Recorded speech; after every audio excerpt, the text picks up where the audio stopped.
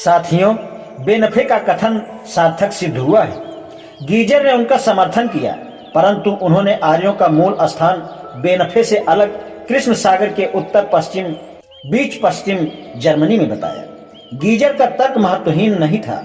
उनका निष्कर्ष मोटे तौर पर वृक्षों के नामों पर आधारित है जो आदिम आर्यों की भाषा में मौजूद है। रुई और बेत, अंगू और भीदुर, पहाड़ी बादाम के अलावा उनकी दृष्टि में बीच और शाहबलूत शब्दों का उपयोग निर्णायक है, क्योंकि यूनान का फीगो शाहबलूत का समकक्ष है।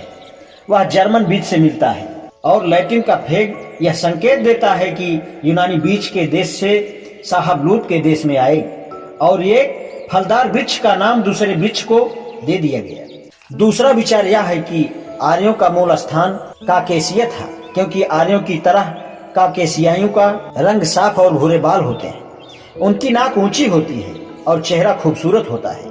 इस संबंध में रिप्ले का कथन उल्लेखनीय है।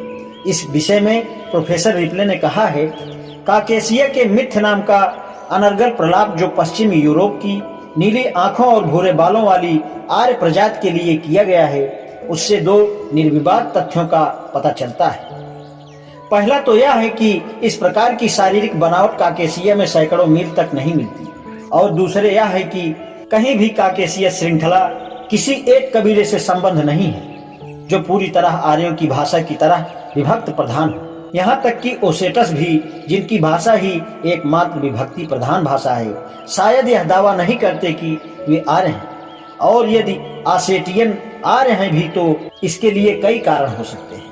ईरान से आए आब्राजक हैं और मूल काकेशियाई बिल्कुल नहीं है। उनके सिर की आकृति उनके अधिकार में आए क्षेत्रों के लोगों के समान है। टेरील दर्रा दक्षिण श्रृंखला के लोगों के समान होने की अटकल है। सभी बातों को देखते हुए कि ओसेटस आर्य हों या ना हो, उनका अन्य लोगों से अधिक साम्य नहीं बैठता।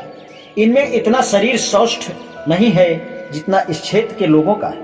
इनका व्यवसाय देखते हुए न ही ये इतने साहसी हैं और न इनमें रूसियों के समान प्रतिरोध के चिन्ह भी मिलते हैं। यह सच नहीं है कि काकेशियन कुछ सीमा तक विशिष्ट हैं। दरअसल इनमें कोई विशिष्टता नहीं है।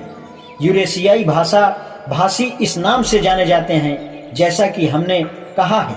गोरांग सुनहरी बालों वाले लंबी कद काठी वाले लोगों को आर्य कहा जाता है। यह सब भ्रामक है, बल्कि अविश्वसनीय है।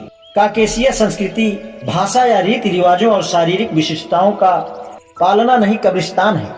हमें यह जान लेना चाहिए कि संसार में आरंभ से ही अन्यत्र इतनी विविधताएं नहीं हैं जितनी यहाँ है, चाहे वह भाषा का प्रश्न हो या धर्म का। कोकेशिया पर्वतमाला में यह मिश्रण मौजूद है। आज इतना ही, शेष कल। धन्यवाद।